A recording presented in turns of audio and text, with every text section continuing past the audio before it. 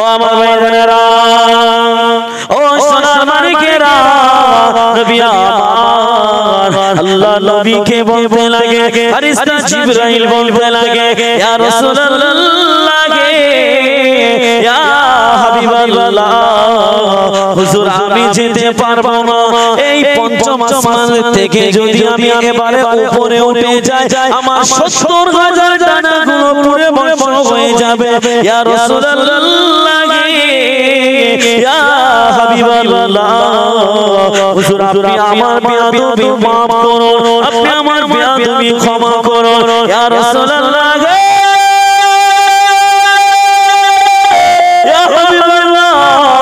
আমি পঞ্চম আসমান থেকে আর উপরে উঠতে পারলাম না, আপনি আমার বেয়াদবি মাফ করে দিন, আপনি আমার বেয়াদবি ক্ষমা করে দিন। আল্লাহ নবীকে কথা বলে ফেরেশতা জিবরাইল ওখান থেকে চলে গেল। আল্লাহ নবী একা হয়ে গেল। আল্লাহ নবী যখন একা হয়ে গেল, আল্লাহ নবী যখন একা হয়ে গেল, দেখবেন কোন মানুষ যদি একা হয়ে যায় তার অতীতের কথা মনে পড়ে যায়। আল্লাহ নবী যখন একা হয়ে গেল, আল্লাহ নবী হঠাৎ করে পায়ের দিকে নজর পড়ে গেল। আল্লাহর নবী দিতে পারছে, আল্লাহ নবীর পায়ে যে ছেঁড়া জুতা ছিল, ওই ছেঁড়া জুতো পরে মেরাজে চলে এসেছে। আল্লাহ নবী হঠাৎ করে নবী মুসার কথা মনে পড়ে গেল। আল্লাহ নবী যখন নবী মুসার কথা মনে পড়ে গেল, আল্লাহ নবী চিন্তা করছে, তাই তো আমার আল্লাহ পাক নবী মুসাকে যখন দেখা করার জন্য তুর পাহাড়ে ডেকেছিল, নবী মুসা জুতা পায়ে দিয়ে যখন তুর পাহাড়ে উঠছিল, আমার আল্লাহ পাক নবী মুসাকে দুনিয়ার জমিনে তুর পাহাড়ে উঠতে দেয় না। আমার আল্লাহ পাক নবী মুসাকে বলেছিল, ও নবী মুসা, আমি আল্লাহ পাক তোমাকে বলছি, তুমি তোমার পায়ের জুতাটা খুলে পাহাড়ে উঠবে, নচেত তুমি ওই পাহাড়ে উঠবে না। আল্লাহর হুকুমে নবী মুসা জুতাটা খুলে পাহাড়ে উঠেছিল। আল্লাহ নবী মনে করছে, নবী মুসাকে যদি জুতা পায়ে দিয়ে পাহাড়ে উঠতে না দেয়, আমার আল্লাহ পাক আমার জুতো পায়ে দিয়ে আল্লাহর সঙ্গে দেখা করতে যাচ্ছি, তাহলে আমি কেমন করে জুতা পায়ে দিয়ে যাব? আল্লাহ নবী এই কথা মনে করে আল্লাহ নবী যখন জুতাটা খুলতে গেল, গায়েবে আওয়াজ চলে আসলো, ও আমার হাবিব রে, তুমি শুনে রেখে দাও, জেনে রেখে দাও, আমি আল্লাহ পাক তোমায় জানিয়ে দিলাম, খবরদার খবরদার, তুমি জানো তোমার জুতাটা খুলবে না, তুমি জানো তোমার জুতাটা খুলবে না, আমি আল্লাহ পাক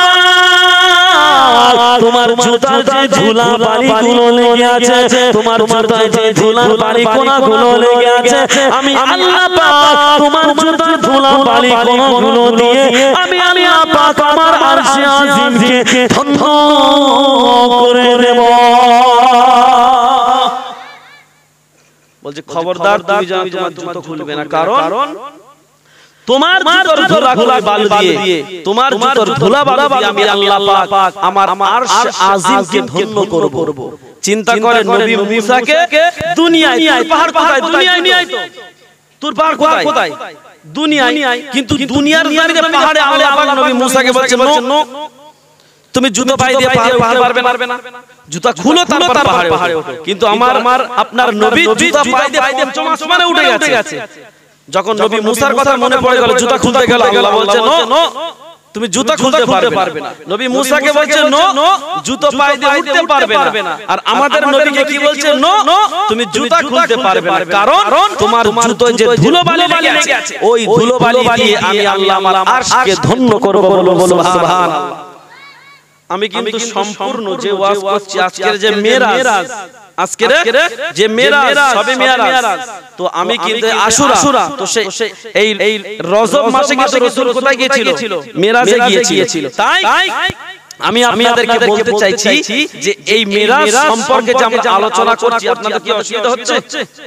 অসুবিধা হচ্ছে কি? যদি না হয় তাহলে দেখি একটুকুন হাত করান তো, দেখি কার কার অসুবিধা হচ্ছে। এই দেখেছেন আমি বললাম না যে ওয়াজ শুনছেন ওয়াজ খাচ্ছে আমি কি বলেছি আমি বলেছি কার কার অসুবিধা হচ্ছে হাত তুলুন চার হাত একবার ঠ্যাং ম্যাং উঁচু করে দিয়েছে আগে শুনতে হবে হুজুর কি বলছে আগে হাত তুলে দিলে হবে চলেন ভয় নেই দেখি কার কার ভালো লাগছে তাকবীর দেন আর হাত উঁচু করেন নারায়ে তাকবীর নারায়ে তাকবীর নারায়ে তাকবীর তো আমার আল্লাহ পাক রব্বুল আলামিন হাবিবকে বলল হাবিব তুমি তোমার জুতাটা খুলবে না এবারে আল্লাহ পাক রব্বুল আলামিন আমার নবীকে ডেকে নিয়ে আল্লাহ পাক এবং আমার নবী মুহাম্মদ দুজনেই এতটা কাছে বসেছে একটা তীর ধনুক বেকালে কতটা দূরে থাকে একেবারে নিকটে থাকে একটা তীর ধনুক বেকালে তো একটা তীর ধনুক বেকালে যতটা কাছে হয় অতটা কাছে আমার রাসূল এবং আমার আল্লাহ পাক দুজনেই মিলে কথোপকথন করছে বলবেন সুবহানাল্লাহ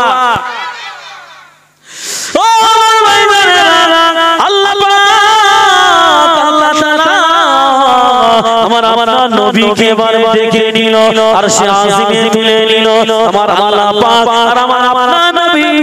এতটা কাছাকাছি বসেছে একটা তীর ধনুক বেকালে যতটা কাছে হয় অতটা কাছে আমার আল্লাহ পাক আর নবী মুহাম্মদ দুজনেই কথোপকথন করছে হঠাৎ করে আমার আল্লাহ পাক রব্বুল আলামিন আমার নবীকে সালাম দিল আমার নবীকে আমার আল্লাহ পাক সালাম দিল আমার নবী সালামের জবাব দেয় না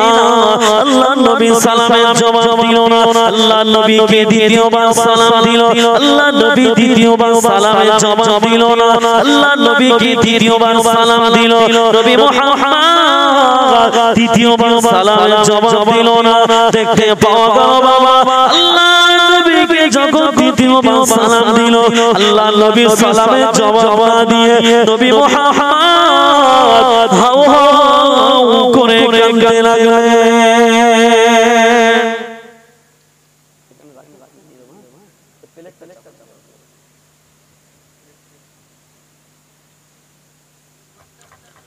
কি বলছে নবী মুহাম্মদকে তিনবার সালাম দিয়েছে সালামের জবাবটা দেবে না দিয়ে কাঁদছে আমার আল্লাহ বলছে হাবিব তুমি দুনিয়ার জমিনে কাঁদছিলে তো নাকি এই মনে আছে বক্তব্য নবী মুহাম্মদ প্রথমে কাঁদছিল ফেরেশতা জিবরাইলকে বলল কোথায় আছো যাও আমার হাবিবকে নিয়ে আসো তো আমার নবীকে বলছে হাবিব তুমি কাঁদছো কেন তোমার কান্নাটা ভোলানোর জন্য তোমার কান্নাটা বন্ধ করার জন্য আমি আল্লাহ পাক তোমাকে ডেকেছি আর তুমি আমার সঙ্গে দেখা করতে এসে তুমি কাঁদছো আমি আল্লাহ মানতে পারবো না সহ্য করতে পারবো না তুমি আমার সালামের জবাবটা দাও না হলে বলো তুমি কিসের জন্য কাঁদছো আল্লাহ পাক রব্বুল আলামিন আমার নবীকে বলল হাবিব তোমার পরিবারের সকলেই ভালো আছে তো তুমি ভালো আছো তো খোঁজ খবর নিচ্ছে নবী মুহাম্মদ কত যেন হাউ হাউ হাউ হাউ করে কাঁদছে কিসের জন্য কাঁদছে ও সোনার মানিকেরা কান খুলে শুনে কে নবী আমার দিন দুনিয়ার বাদশা হাবিবুল্লাহ জনাবে মুহাম্মদ রাসূলুল্লাহ সাল্লাল্লাহু আলাইহি ওয়াসাল্লাম নবী আমার যত আল্লাহ পাক খোঁজ খবর আমার নবী তত বেশি কাঁদে আমার আল্লাহ পাক বলে হাবিব তুমি কিসের জন্য কাঁদছো আমি তো তোমার কান্নাটা ভোলানোর জন্য এনেছি আল্লাহ নবী ওই সময় বলে আমি যে কিসের জন্য কাঁদছি আমার কান্নার মধ্যে যথেষ্ট কারণ লুকিয়ে রয়েছে কি কারণ লুকিয়ে রয়েছে আমি আল্লাহ পাক আমার কান্নার কারণটা শুনতে চাই আল্লাহ নবীকে যখন এই কথা বলবো আল্লাহ নবী ওই সময় বলতে থাকে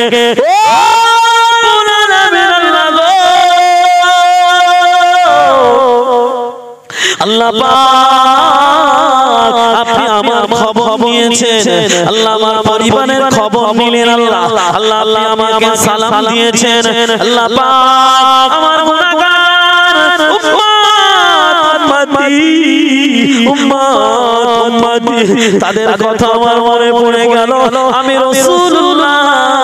আমি দেখতে পাচ্ছি আপনি আমার সঙ্গে দিদার দিলেন আপনি আমার সঙ্গে কথা বললেন আপনি আমাকে সালাম দিলেন আপনি আমার পরিবারের খোঁজ নিলেন কিন্তু আমার উম্মতানিদের খোঁজ আপনি নিলেন না আপনি আমার সালাম দিয়েছেন আমার গুনাহগার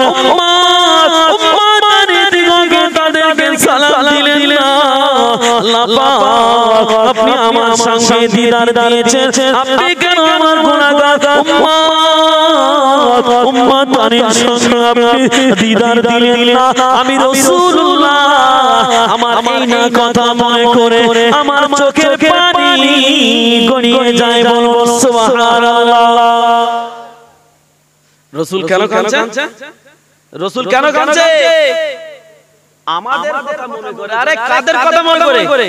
আমাদের কথা আল্লাহ বুঝতে পেরে গেল যে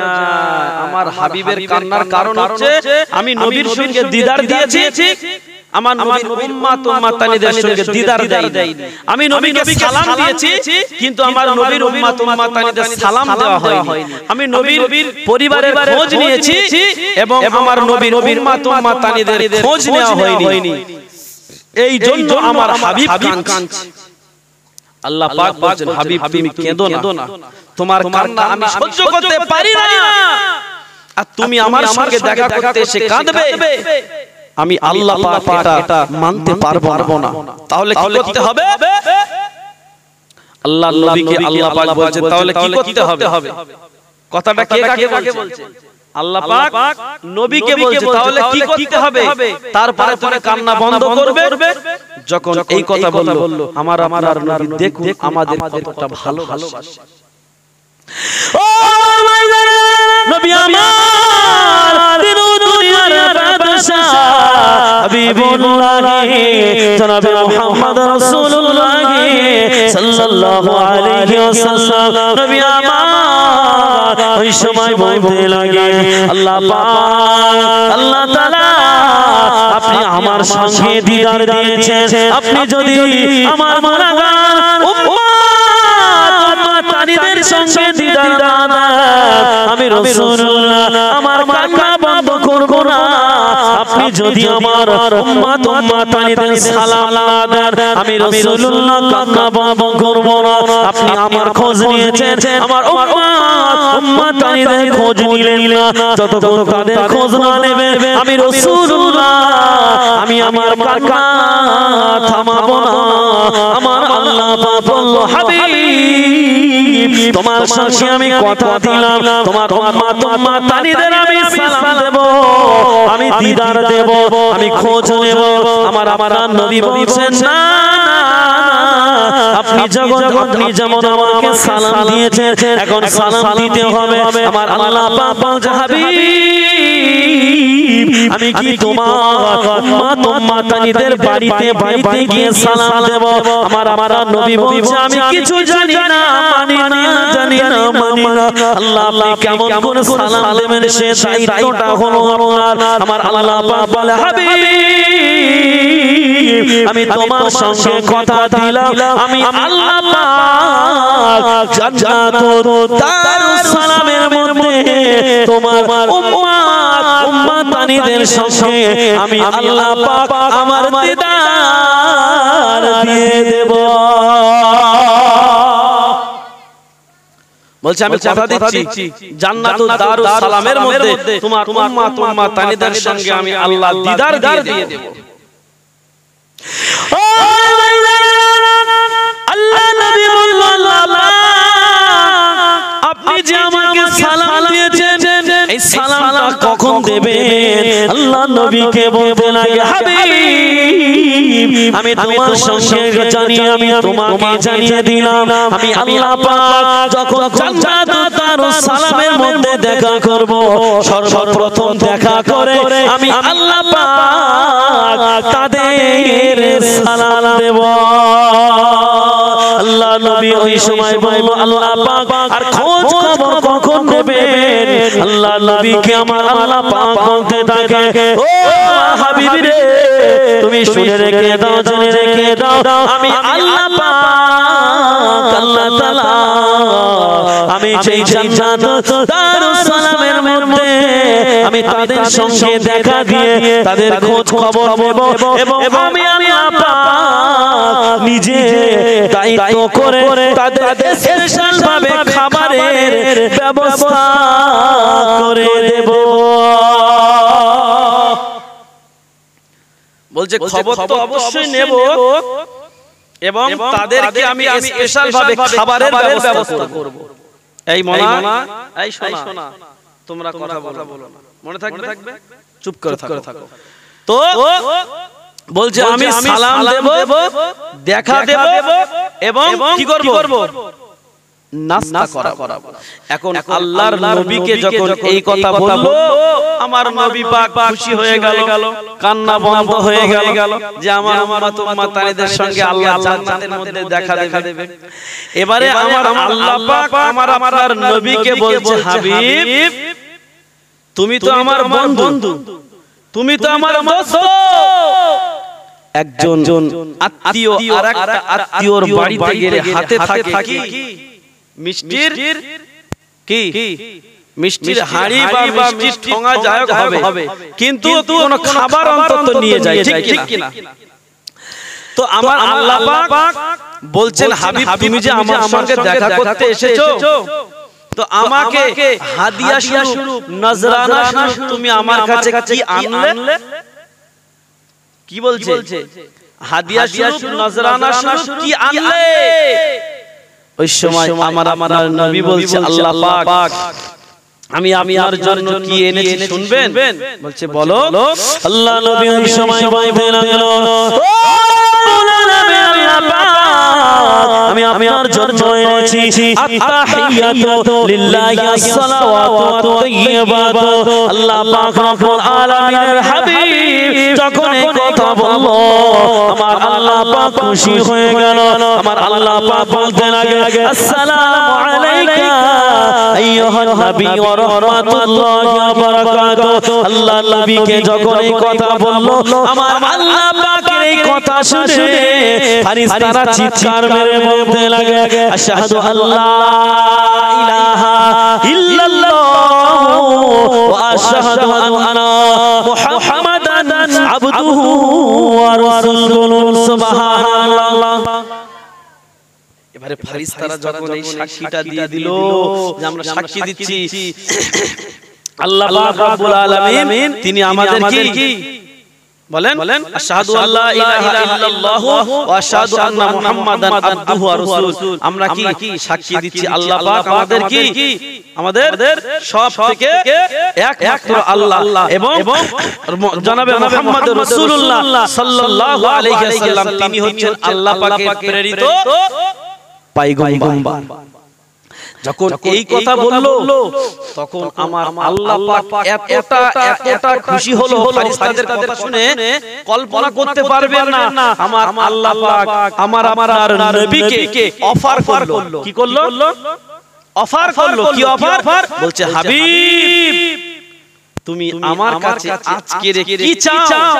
তোমার মনে চাহতা কি তুমি আমাকে বলো, তুমি যেটা বলবে আমি আল্লাহ পাক তোমাকে আজকের একটা চাওয়াও আমি আল্লাহ ফিরিয়ে দেব না। বলুন সুবহানাল্লাহ। আচ্ছা মনে করুন আমাদের মধ্যে কাউকে আল্লাহ পাক ডেকে যদি বলে ও আমার বান্দা তুমি কি চাও বলো, তুমি চাইতে দেরি হবে কিন্তু আমি আল্লাহ দিতে দেরি হবে না। তখন আমরা কি চাবো?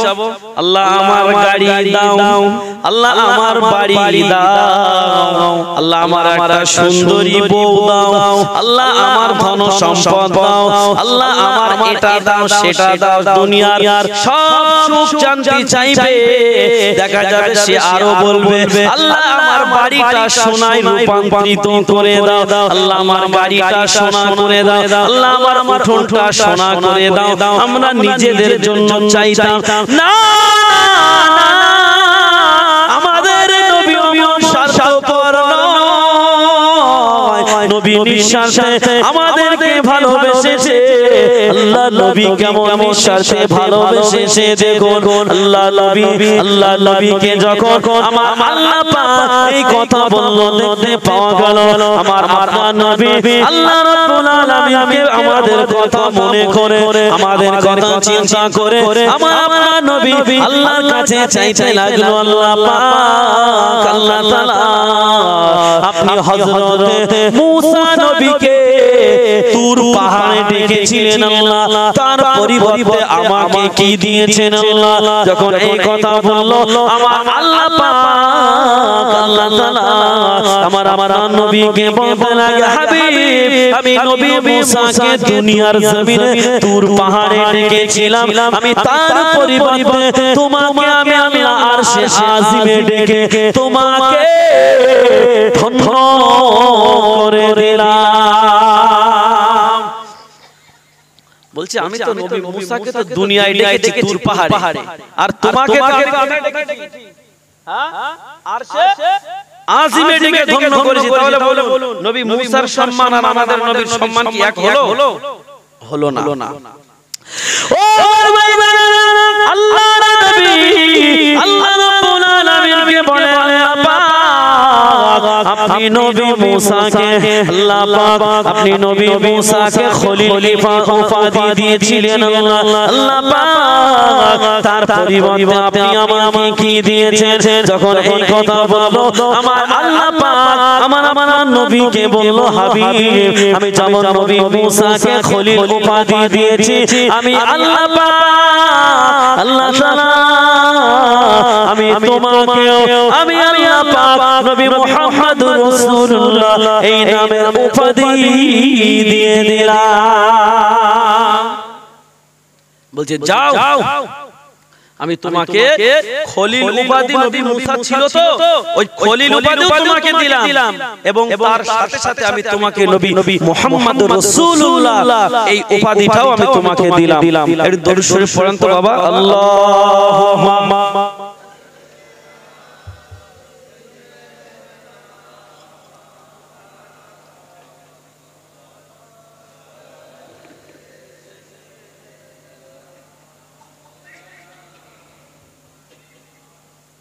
আপনাদের ঘুম লাগছে ঘুম লাগছে যদি ঘুম লাগে তাহলে বলেন হ্যাঁ কই দেখি ঘুম লাগছে কার ঘুম লাগছে তাহলে একটা করে লেপ আর কম্বল দিয়ে দাও শুয়ে পড়ি নাকি তো যে কথা আলোচনা করছিলাম আল্লাহর নবী সাল্লাল্লাহু আলাইহি ওয়াসাল্লাম তিনি একটা করে আমাদের জন্য নাজাতের রাস্তা কিভাবে বার করছে আপনি জানলে অবাক হয়ে যাবেন যে সর্বনাশ নবী মুহাম্মদ আমাদেরকে এতটা ভালোবাসে এতটা মহব্বত করে আর সেই নবীকে ভালোবেসে সেই নবীকে মহব্বত করে আমরা একটু মুখে দাড়িটাও রাখতে পারি না আমরা মুখে দাড়িটাও রাখতে পারি না শুধু মুখে বলি আমরা নবীর দিওয়ানা আমরা নবীর দিওয়ানা আমরা দাড়িও রাখবো না রোজাও রাখবো না নামাজও পড়বো না কিচ্ছু করব না শুধু নাম মাত্রায় আমরা শুধু নামে নবীর দিওয়ানা ঠিক কি না ও আমার ভাইরা ও সোনার মানিকেরা কান খুলে শুনে রেখে দিয়ে নবী আমার আল্লাহ রাব্বুল আলামিনকে বলতে লাগে ও আপনি শুধু নবী মুসাকে খলিল উপাধি দিলেন আল্লাহ পাক আপনি দাউদ নবীর ছোঁয়াতে দাউদ নবীর হাতের স্পর্শে কঠিন লোহাকে মোমের মতো নরম করে দিয়েছিলেন আল্লাহ তার পরিবর্তে আপনি আমাকে কি দান করলেন আমার আল্লাহ পাক বলতে লাগে হাবিব আমি তোমার সঙ্গে কথা দিলাম আমি আল্লাহ পাক আমি যেমন দাউদ নবীর হাতের ছোঁয়াতে কঠিন লোহা মোমের ন্যায় নরম করে দিয়েছিলাম আমি তার পরিবর্তে তোমার জন্য तमाम সৃষ্টি জীবকে তোমার নাম শোনা মাত্র তাদের অন্তরকে মোমের ন্যায় নরম করে দিলাম বলো সুবহানাল্লাহ এবার আপনারা বলুন নবীর নাম শুনলে সে মদখোর হোক, চুল্লুখোর হোক, সুদখোর হোক, বিড়িখোর হোক, তাসখোর হোক, ঘুষখোর হোক, জিনাখোর হোক, দোঠঠালা হোক, আলঠালা হোক, একটা কথা বলেন, নবীর নাম শুনলে অন্তরটা আমাদের নরম হয় না হয় না? এই জোরে বলেন। হয়তো যতই বদমাইশ লোক হোক না কেন, অন্তত তার মনের মধ্যে নবীর মায়া, ভালোবাসা, মহব্বত আছে না?